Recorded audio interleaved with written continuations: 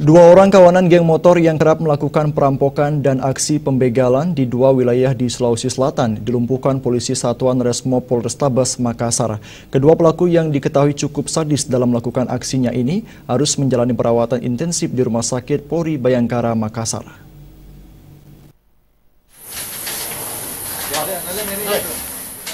Dua pelaku begal yakni Yusuf dan Kurniawan langsung dilarikan ke Rumah Sakit Polri Bayangkara Makassar, Sulawesi Selatan. Lantaran keduanya mengalami luka tembak masing-masing di kedua betis kakinya. Sebelumnya kedua pelaku yang sudah lama dikejar oleh aparat Polrestabes Makassar ini digerebek di sebuah rumah di Jalan Sukaria, Makassar. Namun karena berupaya melarikan diri dari sergapan polisi, keduanya pun dihadiahi timah panas. Kedua pemuda ini dikenal sebagai kawanan anggota geng motor yang kerap melakukan perampokan dan aksi pembegalan di wilayah Kota Makassar dan Kabupaten Goa, Sulawesi Selatan. Dalam beraksi, kedua pelaku juga tak segan-segan melukai korbannya dengan senjata tajam berupa badik dan anak panah. Selain menangkap kedua pelaku begal tersebut, polisi juga berhasil membekuk 4 rekan pelaku lainnya. Keempatnya langsung dibawa ke Mapolrestabes Makassar untuk segera diperiksa.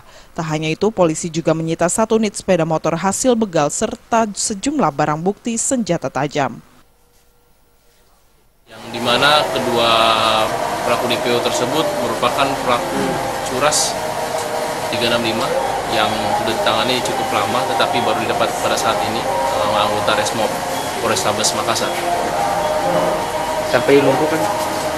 Sampai saat dilumpuhkan, waktu pada saat penangkapan, mereka berusaha untuk lari dan mereka memberikan tembakan peringatan, tetapi mereka tidak menghiraukan. Dan paksa kami memberikan peringatan, tetapi kami tembak secara tegas sesuai dengan undang-undang yang berlaku. Atas perbuatannya, para pelaku akan dijerat dengan pasal 365 KUHP tentang pencurian disertai kekerasan dengan ancaman hukuman 8 tahun penjara. Dari Makassar, Sulawesi Selatan, Ilham Hussein.